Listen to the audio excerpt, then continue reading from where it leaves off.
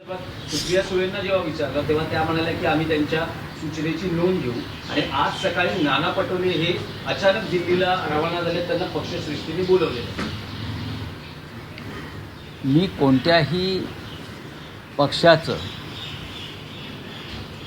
व्यक्तिशः नाव घेऊन बोलत नाही.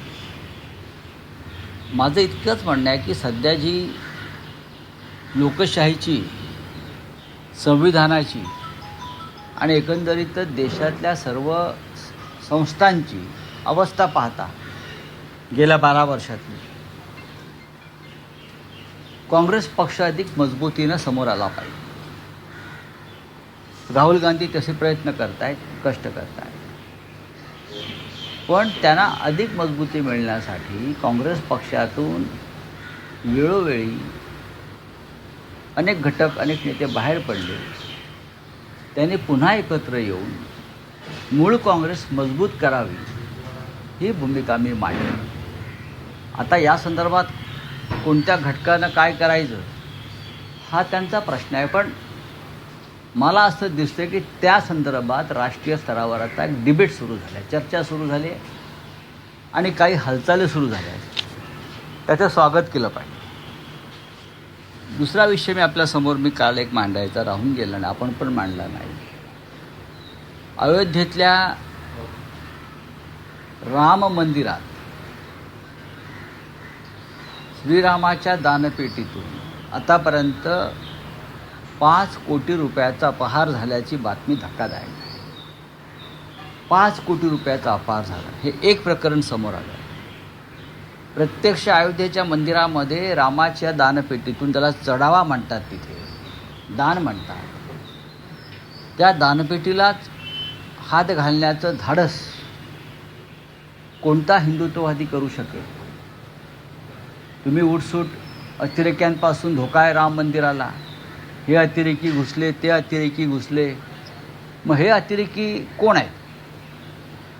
जे CCTV कॅमेरा दिसत आहेत आणि नंतर जेव्हा हे लक्षात आलं तेव्हा ते CCTV फुटेज गायब करण्यात आले. राम मंदिराची, त्या ट्रस्टची संपूर्ण व्यवस्था ही भारतीय जनता पक्ष आणि राष्ट्रीय स्वयंसेवक संघाच्या परिवाराकडे आहे. मग हे घरातले चोर आहेत का, दरोडेखोर आहेत का?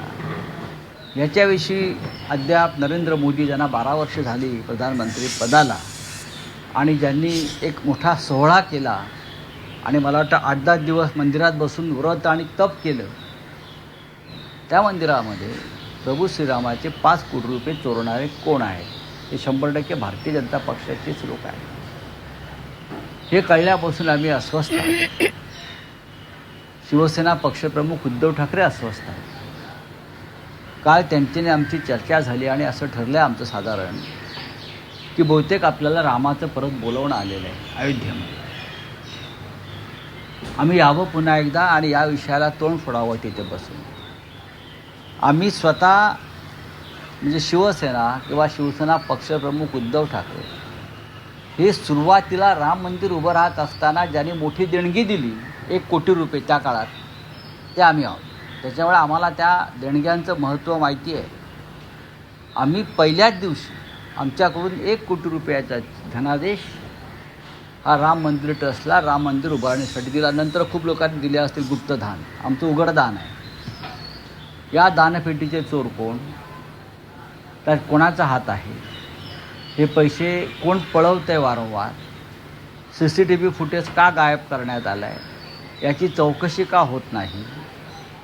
नरेंद्र मोदी ज्यांनी या मंदिराच्या प्रतिष्ठापनेमध्ये फार मोठं राजकारण करून भाजपला मतं मागितली, त्या विषयावर का गप्पा आहे? या ट्रस्टचे अध्यक्ष नृपेंद्र मिश्रा हे का गप्पा आहे?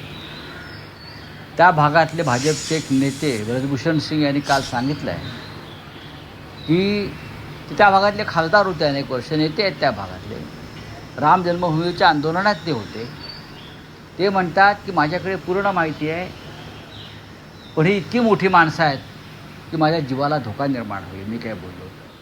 म्हणजे असं काय आहे की राम मंदिर लुटण्याच्या या प्रक्रियेमध्ये कोट्यावधीचे नक्की कोण सहभागी आहे, ज्याची ब्रजभूषण शरण सिंग यांच्यासारख्या बाहुबलीलाही भीती वाटते. हा अत्यंत गंभीर विषय आहे आणि आम्ही लवकरच आमची जी जाण्याची योजना आहे ती जाहीर करू. उद्धव ठाकरे स्वतः नक्कीच आमचं काल चर्चा झाली. मी त्यांच्या कानावर ही सगळी माहिती घातली. त्यांनाही त्याविषयी माहिती होतीच आणि तेही अस्वस्थ आहेत की जर हे लोक राम मंदिरात चोऱ्या करू शकतात तर निवडणुका चोरणं, मतं चोरणं, बरं विजय चोरणं हे काहीच नाही यांच्यासाठी.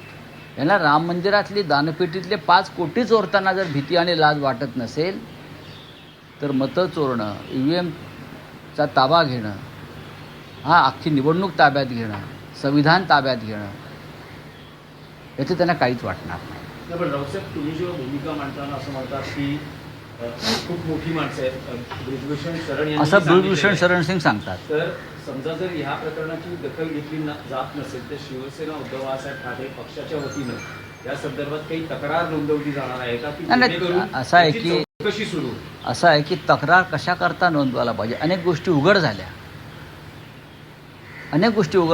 आम्ही अयोध्येत जाऊन तक्रार दाखल करण्याचा नक्की प्रयत्न करू.